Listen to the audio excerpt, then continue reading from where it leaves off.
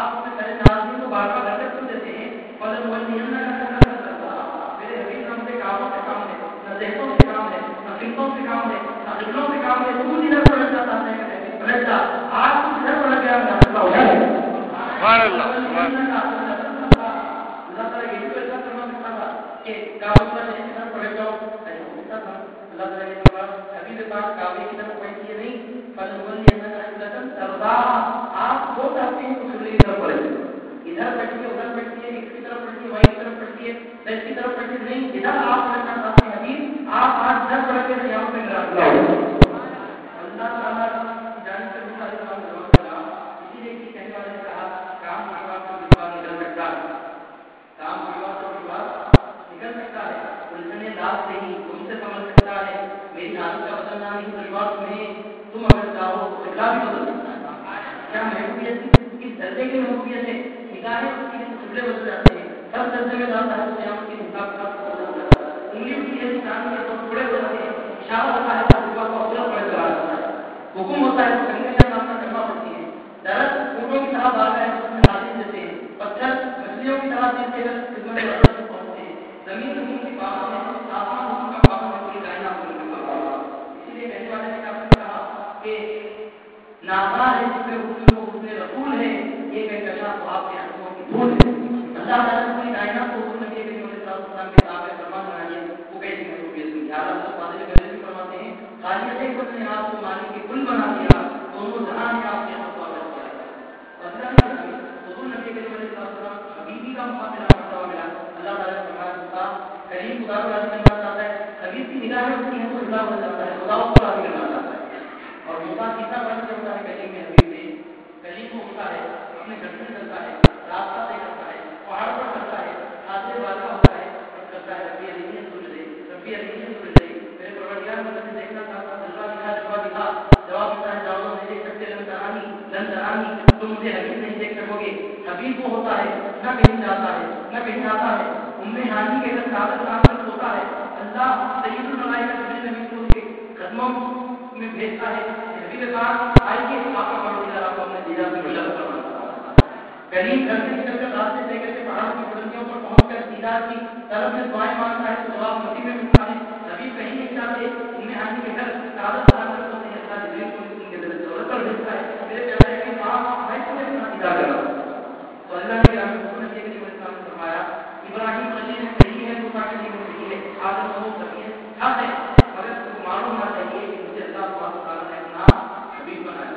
اور حبیب کسے کہتے ہیں؟ جس سے محبت کی جاتی ہے. جب بھی کوئی کسی کو حبیب بناتا ہے تو خوش کرنا چاہتا ہے. آپ اپنے محبوب کو خوش کرنا چاہتے ہیں، میں اپنے کوئی اور کسی اور کے محبوب کو خوش کرنا چاہیے، مگر ہم پورے طور پر خوش نہیں کر سکتے کیونکہ ہر کام ہماری مرضی سے نہیں ہو رہا. مگر حضور صلی اللہ علیہ وسلم پورے اللہ کے محبوب ہیں، اس وقت سے سرکار کی ہر طرف پوری ہو جاتی ہے. دنیا کا کوئی عاشق اپنے محبوب کی ہر مانگ پوری نہیں کر سکتا. کوئی بڑے سے بڑا بادشاہ بھی اگر ہے کا اپنے محبوب کی ہر مانگ پوری نہیں کر سکتا. اگر محمد رسول اللہ صلی اللہ علیہ وسلم ایسے بادشاہ کے محبوب ہیں کہ ان کا پروردگار ان کی ہر مانگ کو پورا کرنے پر قادر ہے. ان اللہ علی کل شیء قدیر.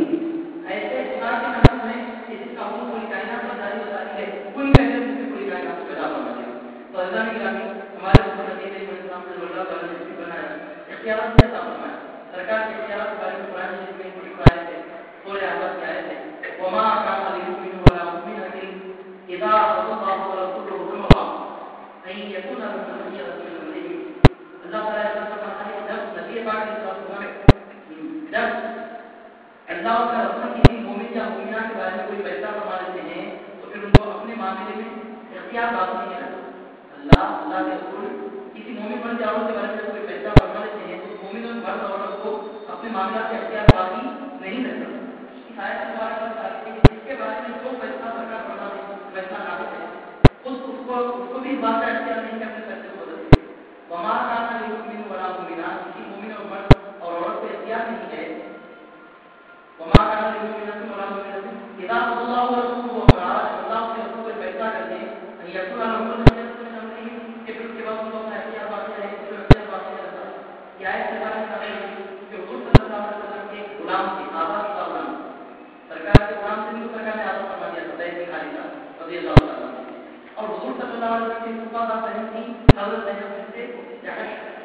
سرکار کا اپنی بات کریں زینب بنت جہش کا نکاح حضرت زید بن حارثہ سے کرنا تھا سرکار کی مرضی مبارک نے بات کی سرکار کا پیار مبارک یہ تھا کہ اپنے آبا کا غلام زید بن حارثہ کا نکاح اپنی پھوپھی نام کریں حضرت زینب بنت جہش سے کر دیں حضور صلی اللہ علیہ وسلم نے حکم دیا حضرت زینب بنت جہش کو ان کے بھائی عبداللہ کو حکم دیا کہ زینب کا نکاح زید بن حارثہ سے کیا جائے گا.